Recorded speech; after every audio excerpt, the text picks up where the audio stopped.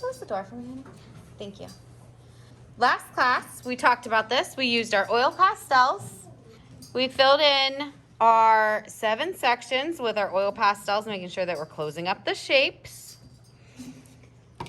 And we created patterns. Some different patterns that we learned were the fish scales or the mermaid scales or the bird feathers, all kinds of different names for it.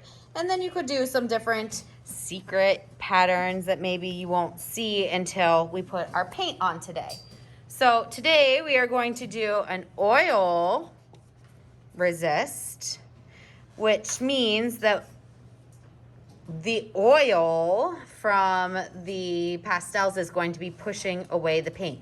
Kind of like wax will push away the paint when we do a wax resist. This is very similar. So both the oil pastels and the crayons are not good friends with watercolor.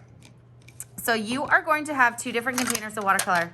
You're gonna have a regular and a metallic, at least for this project, all right?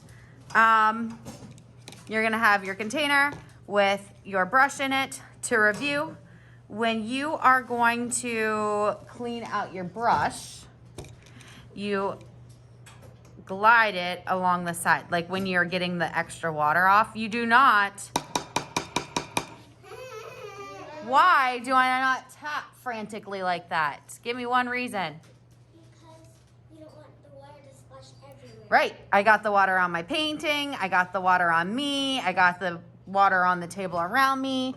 I probably would have gotten it on the people around me. And if there was paint in my brush, I would have made a mess. Also, look at my paintbrush. Look at that look at those bristles.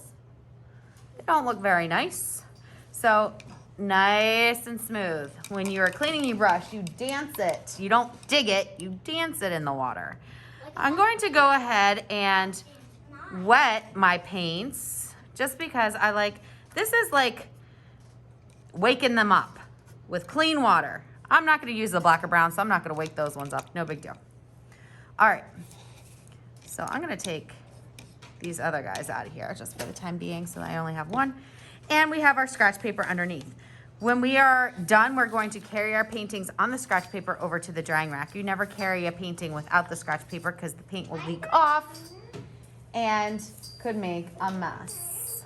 I'm gonna show you some metallic colors, I guess, first.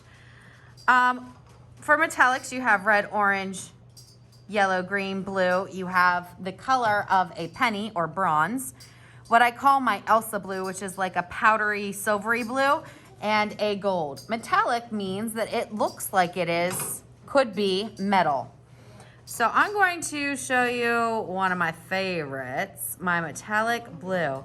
I'm dancing my brush in the water, dance my brush in my paint, and you know what? I'm gonna go over my secret area. Remember, we covered this area with white. I'm going to keep adding water and keep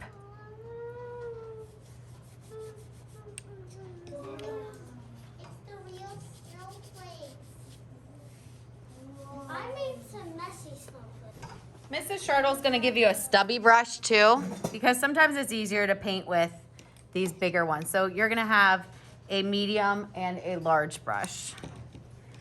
I'm going to do, how about just regular red? Maybe I do a little red and a little this red. I'm gonna go over this. And do you see how it is pushing away my paint? It's like, get off of me, paint. I could do that and even add with my smaller brush to the areas in between.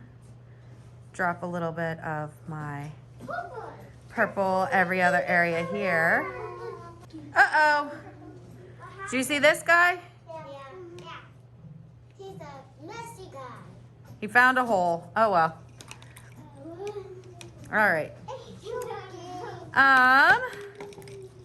How about I do this down here in yellow. Mrs. Charlotte, you're painting the whole thing yellow? Well, yeah, I'm gonna show you something here in a minute. It didn't work so well up there. I'm hoping it works better down here. So I'm painting this whole thing yellow. Then I'm gonna take my littler brush, and colors that go well with yellow are really anything but the purple. So maybe let's just use blue in the blue areas. I'm gonna drop blue. And I must have had a hole right here because it's leaking out, but it really should stay put. Maybe in my yellow areas, I put, how about orange?